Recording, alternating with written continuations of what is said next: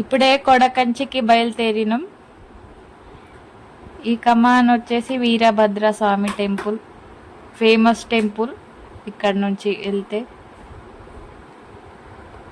బొంతపల్లి ఇదంతా.